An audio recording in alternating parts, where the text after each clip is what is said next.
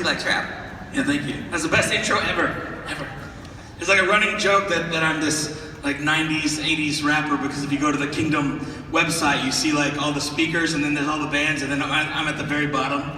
And it just says Reckless Love Revolution, doesn't say Kelly K. You have no idea what that is, and I'm all like,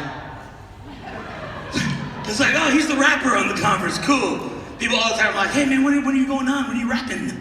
Like, no, I'm not rapping like that, I'm rapping like this. So, anyway, I'm Kelly K with the Reckless Love Revolution. And I'm gonna try to keep these quick, because I know you guys wanna go to lunch, and I know I wanna go to lunch. So we're gonna try to hurry.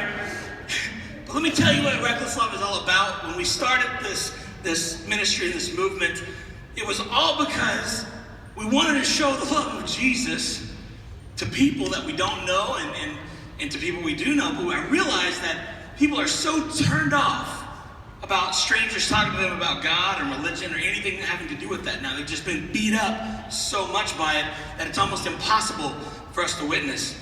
And that really bothered me. I was like, God, I hate that. What are we gonna do? And here's what he said. I remember waking up in the middle of the night and God said, love them. I said, who? He said, every single one. Love them. That's how we're gonna reach them. And I was like, okay, but I really didn't get the full picture. And something my wife loves to do, have you ever gone through a drive-thru and then like paid for the car behind you? Right?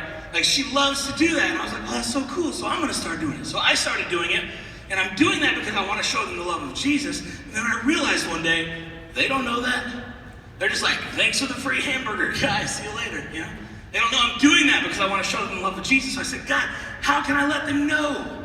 And that's when God gave me the idea for this right here. It's called the why card, right? All it does is say why on it. The other side, it says to find out why, go to recklessloverevolution.com. It doesn't look like a church. It doesn't look like JesusFreaks.com. It's not scary, like, oh, we're going to get you with our religion. It doesn't look like that. Just, hey, if you want to know why somebody did something nice for you, you can go here and find out. And then the key is when they get to that website, the first thing they see is a video that says, hey, if you got one of these today, somebody loved you. And the reason they did is because Jesus loved us so much that he gave his life for you so that you can spend eternity in heaven. So you just fulfilled Matthew 28 with this card. This card fulfills the Great Commission. So what we started doing is giving it to the people at the drive-thru and just say, hey, give it to the car behind them. Because when you're in the privacy of your own home and you go to that website, there's no walls up. When I talk to a stranger, they instantly put up a wall in their heart because they don't know who I am, what I'm trying to talk to them about. You see, Jesus didn't tell you to go save the world because you can't. What he tells you to do is go share the light, go talk to them about Jesus. That's all we can do. We can't save anybody. It's not my job to make sure you get saved, but it is my job to show you what Jesus looks like and to show you how to get to him. And that's what this card does. It just points to Jesus. Jesus gets to do the rest of the work. Thank God, because that's the hard part, right? So that's what Reckless Love is all about. It's about loving people so much that they have to ask why. Because when people have a question, then they sincerely want to know the answer. So if they're coming to you wanting to know why you do what you do, then you have an opportunity to say, Jesus, that's why. That's why. So that's how we're going to win this new generation, the world. We're going to change it by loving people. I remember when God showed this to me, I was like, God, that's so big. How are we going to change the world? Yo, that's so big. And God said, Kelly, a revolution involves many, but it always starts with one. So we have a shirt out there that says that revolution starts with one, because the key to this whole thing isn't trying to change your whole school overnight and trying to change your city overnight. It's changing one person at a time by showing them the love of Jesus. Never underestimate the power of one person. Because that one-on-one encounter you may have with them, that may be exactly what they needed. God may put you in their life that day because they needed to hear from you. And that person may be the one that sparks a fire that changes the whole world. You never know what one person can do. But today, in my short amount of time, and I don't normally do this, but I really felt, I was praying over you guys, is that I wanted to let you guys know how qualified you are. Because there's a lot of times you think, I can't really talk to somebody about Jesus. You don't know what I've done, bro. I bet I do. I bet I'm pretty close. But sometimes the enemy and Satan makes us feel so destroyed in our head that we don't feel comfortable talking to somebody. We think, I'm not good enough. I'm not smart enough. I can't do it. And I want to let you know today that you are. You see, you as youth, everything you do is defined by somebody else. You're told what to do by your parents. You're told what to do by your teachers. You're told what to do by your youth pastors. I'm sorry, you just are, right? They tell you what to do. But what I want to let you know today is that You don't have to go to anyone else to hear from God. You can hear him yourself. You can talk to him yourself. You are qualified now to do what he's called you to do. So earlier today, some of you, the youth pastors weren't in here, but I was telling some funny stories about my grandma, mom. You guys remember?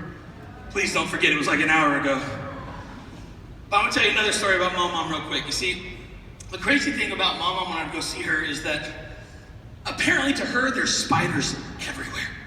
Like no matter what I did, like, be careful, there's spiders in there. It's like, she had this refrigerator in the garage and the light switch was behind it, so to turn on the light in the garage, you had to reach back there. She'd be like, oh, hurry, there's spiders, I'm gonna get you. And as a kid, I was like, oh my gosh, there is. Like, in my mind, I'm picturing like millions of spiders on the wall, and I have to reach back there real quick, you know? And then she would always say, dump out, check your shoes before you put them on, there's spiders in there. My grandma had them on 2 minutes ago. The spider crawled in there? She said, probably. So I have this crazy, irrational fear of spiders. And it's all because of that. Like I remember one time I got in trouble and she was like coming to spank me. You guys don't get spanked, but we did. It wasn't abuse back then, it was just normal. So I'm running from her, right? And I like dive under the bed. I was a much smaller child than I am now. I dive under the bed, and I remember she's like sitting there with a paddle, and she's like, there's spiders under there, and they're gonna bite you. So now I have no choice, right? Like, okay, do I stand here and get bit by the spiders, or do I come out and get the spanking? So I let her beat me. I ain't letting that spider get me, you know what I'm saying? I ain't having it. But still to this day, that affects me. I still, at 34 years old, carry around a fear of spiders because of her. Now, are there spiders everywhere trying to get me? Probably not, but I think so. Right? Like, even so bad, like when I was 17 years old, I remember I was taking a shower, and, and I looked up on the shower head, and the biggest spider I ever seen was sitting right there, right? So I'm looking at it, and like, I'm at my most vulnerable right now. I'm naked, I'm wet, I don't have like a gun or knife nearby. Like, I don't know what to do, right? So I like freeze, and I'm panicking, and I would like to tell you this is the moment where I stood up and was like, I overcame my fear, and I got rid of that spider. But honestly, I can't tell you what happened, because all I know is that spider jumped off and landed on my chest. And at that moment, I fainted. I woke up half out of the shower, halfway hanging on the toilet, big knot on my head, water all over the place. Spider is nowhere to be found. And I look like an idiot. I'm just laying down there all beat up, right? And I'm sure that spider story is totally different. It's like, remember the day we took out the giant? They like have a prayer, like the day that they knocked me out, you know?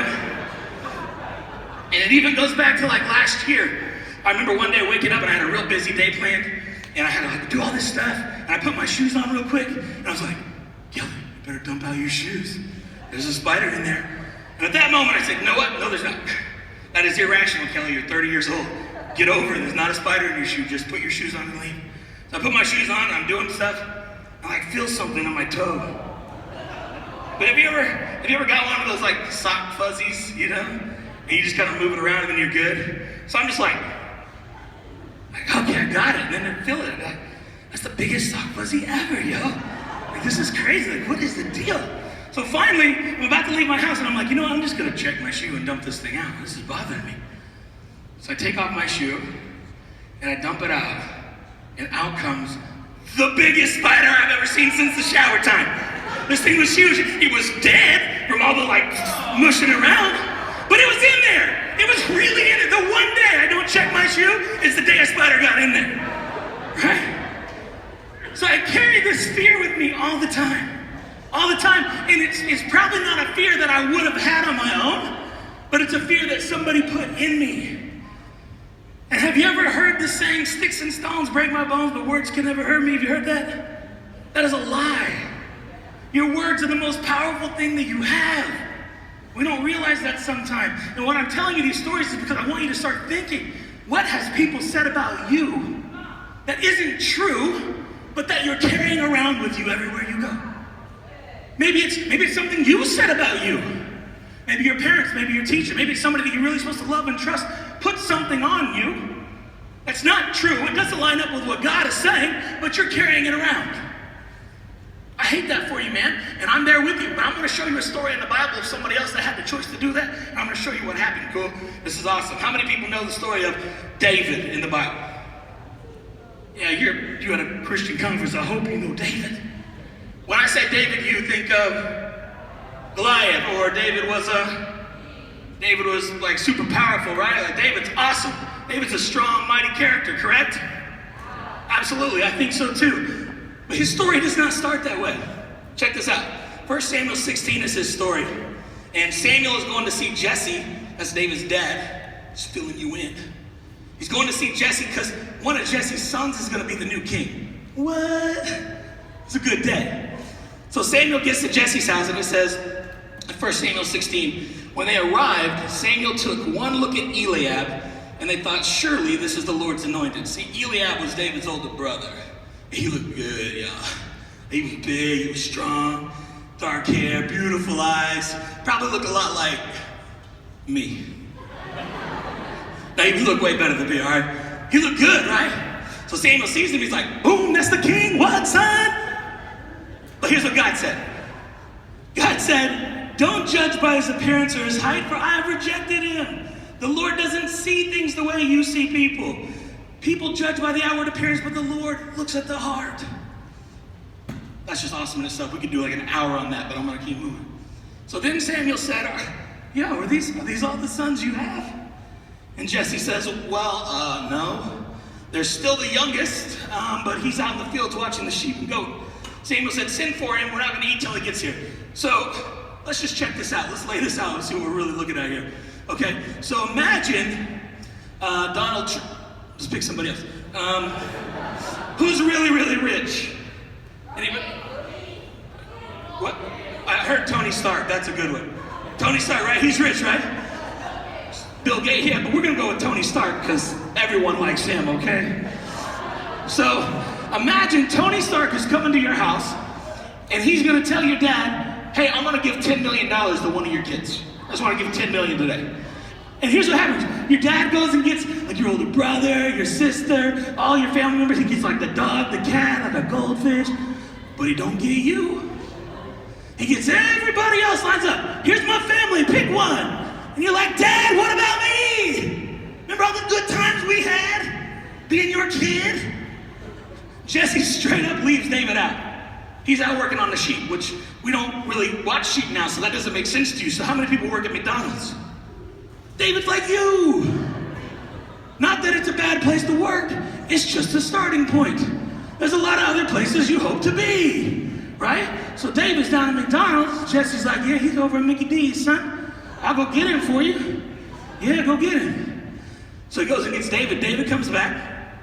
Saul sees him, and he's like, boom, that's the one. He's gonna be king.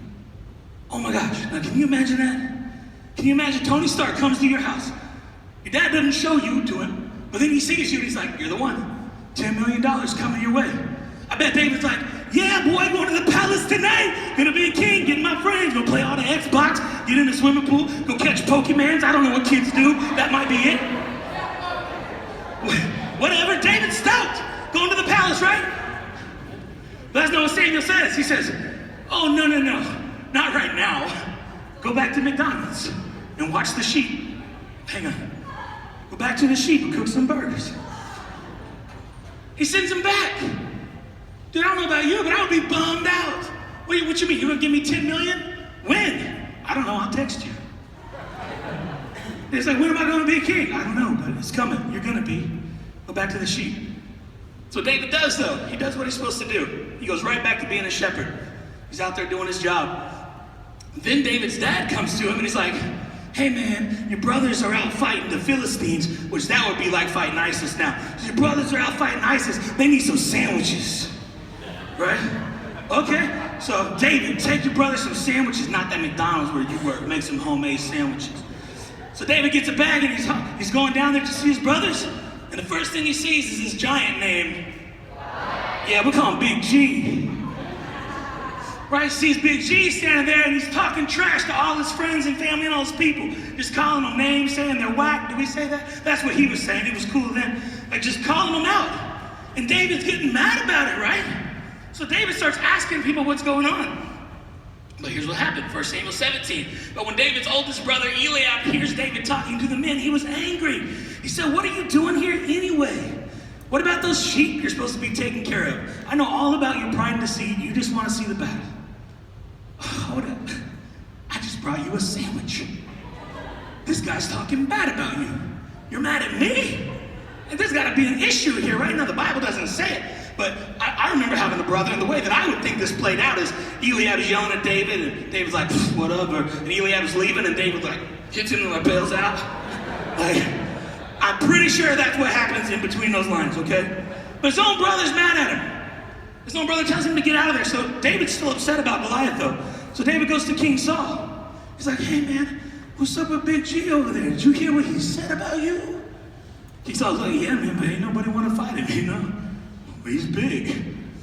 David's like, I'll fight him.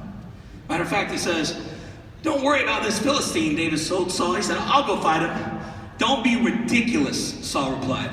There's no way you can fight this Philistine and possibly win. You're only a boy, and he's been a man of fighting since his youth. So, time out. David's dad didn't acknowledge he existed. David's brother is mad at him for trying to stand up to him. And the king says, you're ridiculous, you're just a kid, what can you do? In this moment, David has a choice to make.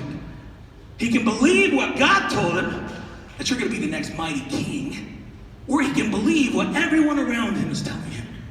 You're not good enough. What are you doing here? We know all about you. I know all about your past. You are not strong enough. You're just a kid. What can you do? He has a choice right now to make. Which side is he going to believe? Luckily, the Bible continues so we can find out. So it says, but David persisted. He said, I've been taking care of my father's sheep and goats, he said.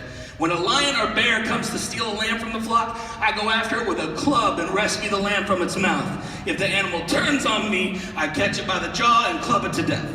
I've done this to both lions and bears, and I'll do it to this Philistine too. For he has defiled the armies of the living God. The Lord who rescued me from the claws of the lion and bear will rescue me from this Philistine. Time out. He's saying, when I'm at Mickey D's, this lion comes in and tries to eat a hamburger, and I just rip him apart. No. If I'm doing anything and a lion shows up, dude, I'm out. I'm gone, you know what I'm saying? I am not hanging out. But David's like, hey man, this giant, this is what I do every day. That's mine, yo. That's mine. I got this. But finally Saul says, all right, go ahead, and may the Lord be with you. Now when I read that in the Bible, I read it like this. Go, and may the Lord be with you. Right? But what I really think he said was, fine, go, Lord be with you. You're not my kid, you're gonna die. Right? I think that's more accurate of how it was said. But here's what's cool. David sees Goliath and he thinks of the lions and bears. He thinks of all the things that he's dealt with in his life so far. And you see, the thing is that there's gonna be giants in your life. There already are. There's gonna be more. There's gonna be big G's that you're gonna have to face. And the thing is, everything from when God called you to that point, everything you go through is not a waste of time. It's not sin that just held you down. It was preparation for the giants you're gonna face. There's giants that only you can kill, that God has prepared for you. And Goliath was David's. So David goes out to fight Goliath. And we all know the story. What happens? He kills him, right? How? With what? Slingshot, one shot to the head, poof, done, over, right? Now, let's look at this really. You're about to go fight like 15-foot dude, strongest guy ever, big muscle guy, you're little dude, you know, okay, there's a table full of weapons here, right? AK-47, M16, rocket launcher, machete, slingshot. Which one are you going to take? Hang on, which one are you not going to take? No doubt, me either. I am not taking the slingshot, son. If I'm going to go fight somebody, I'm not taking the slingshot. And the Bible even says that Saul tried to give David his armor and sword and stuff, and David put it on, and he was like, oh, no, that's not me. Yeah, it was too big for him, didn't fit him. He bailed out, grabbed his slingshot, went out and killed it. Now the point of that is that David used the weapon he knew. He used the weapon he'd always had, because that's the one he was prepared to fight with. And the thing is that you have weapons too. You're like, no, I don't. I'm not allowed to. I'm not 18 yet, bruh. But you do. You see, your weapons are your gifts, your talents, and your skills. But what do? We look at everyone else and say, I wish I had that. I wish I could do what they do. I wish I had what they have. I hate this about me. I wish I was more like them. What do I have to do to be like that? I wish I could sing like that. I wish I could run like that. I wish I could play like that. I wish I could draw like that. That's what we do. We're constantly looking at everyone else's weapons, wishing it was ours. When in reality, the giant that you're gonna face, if you take any weapon other than the one that was meant for you, you're gonna lose. But God knew that the giants were coming, so he prepared you with the right weapon to use today. You've got to take it and own it. I don't care if it's a slingshot or if it's a BB gun, man. You own your weapon because that's the key to success here. That's what God wants you to do. Everyone was talking bad about David. They didn't know what he was doing. But he listened to what God said about him. And he owned it and he took the giant down. And I'm trying to tell you, this world is full of lost, hurting, broken, dying people that need what we have. And it looks like a giant. It looks like we can never conquer that. But you've got a slingshot. You've got a weapon in you that's made specifically for that. It's time you take hold of it and use it. Don't let what people said about you stop you. Don't let what you've said about you stop you. So what I'm going to do right now, just so you know, I'm going to tell you what God says about you. You know well what everyone else says because they say it over and over and over and over. So you need to counteract that and start listening to what God says over and over and over and over. So, John 1:10 says that you are his child. John 15:15 says that you are God's friend. Romans 8:1 says God is not mad at you. Ephesians 1:4 says that you are chosen and you are good enough. 1 John 5:4 says you're an overcomer. And Philippians 4:13 says you can do all things through Christ who strengthens you. You see, that's what God says about you. If any word coming to you from some other person doesn't match that, let it go. Because it's not true. It is not truth. The Bible, that's truth. That's God's word, his love letter to you. You see, the Bible, Christians make it out to be a don't gospel. You can't do this. You shouldn't do that. Don't do this. The Bible's not a don't gospel. It's a love gospel. It's the greatest love story ever told about a creator who made a world that fell, but he loved it so much that he gave his only son and sent him to die so that he could spend eternity with you. The Bible's a love story about you. We just treat it like it's a book of rules. It's your story. Your story. You gotta know that. You gotta own that. It breaks my heart to see people carrying what other people put on them. You don't have to do that anymore. You can go out and start loving people today. You're qualified today. Like, check this out. I have a $50 bill, right? It was gonna be $100, but I got it out of Ryan's wallet. That's all I had. I got $50, right? So if I were to say, who wants this? Who would raise their hand? Who wants this $50? Okay? Hang on. Now who wants it? Oh, okay, hang on. What about now? Yo, for real? Check this out. Who wants this $50 right now? You still want it? Why do you still want it? Oh. So what you're telling me is, no matter what happens to this, no matter what it looks like, no matter what we say about it, you're saying that this still is worth $50. There's still value in this, no matter what has happened to it. No matter what, this is the ugliest $50 bill I've ever seen. It's still worth $50 though, and I said it was ugly. The same goes for you. When God created you, he put value in you. And that value didn't go anywhere when people started saying things to you that don't line up with his word. No matter what you've gone through, what you've been through, what it looks like, how you feel, there's still value that God has placed in you, and that's all he sees. He doesn't see anything else. He sees your value. He sees your worth. And let me tell you, you're worth more than you'll ever know. And there's a plan and a call for your life. See, reaching the world for Jesus isn't as hard as we make it out to be. It's really all about just loving people. Just loving people the way Jesus loved us. But if you don't understand the way he loved you, you can't do that. You have to understand that the Bible is a love story about you and that you didn't deserve it and he gave it to you for free. And once you get a hold of that love that's just so good, all you know to do is just give it away. That's how you share reckless love. We're going to dismiss here in a minute so you can go to lunch. And I'm going to have Ryan come down here with some Y cards and some sheets for your youth pastors. And I want the youth pastors to come down in a minute, I'll tell you when, to get those from him and get enough Y cards for your youth group. You see, you're about to go to lunch. And there's no time better than the present to start doing what God asks you to do. You see, now you know you're qualified. You know God's ready to use you. The point is now is to ask him, who do I love? And he'll show you. So I just ask that you get in your groups before you go out to lunch and just pray. Pray over those white cards and say, God, I just ask you to put people in our lives today. Put people in our paths that as we're at lunch, we can love them recklessly and point them to you.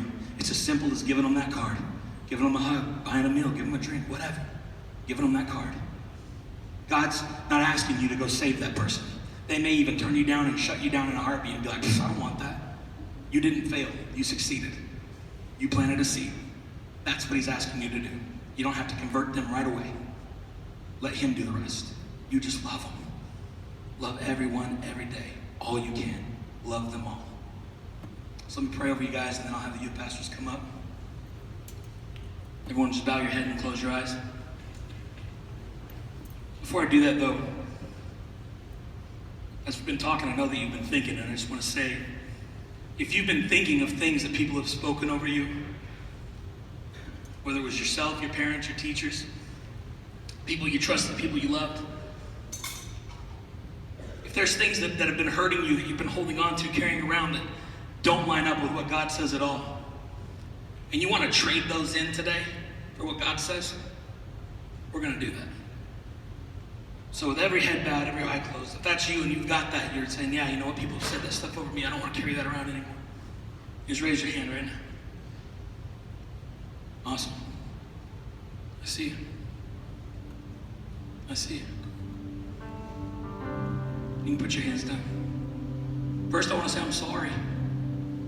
I'm sorry that anybody has ever told you anything that's against what God says. I know what that feels like. Trust me, I do.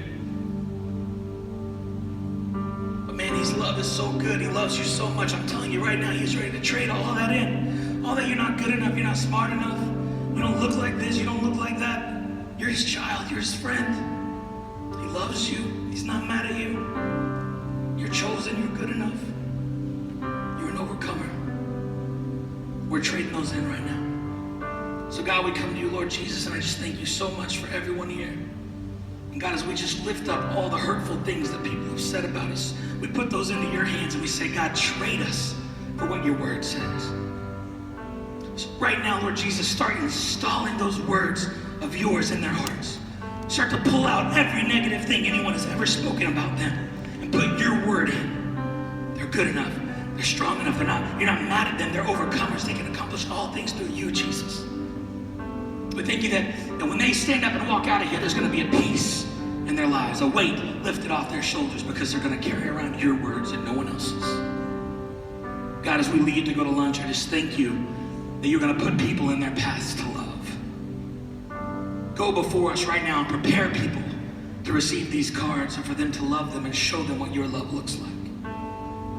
Fill them each with a supernatural love that's just so good that they have to give it away. Thank you for what you're doing in every life here, Lord Jesus. We love you. In Jesus' name, amen.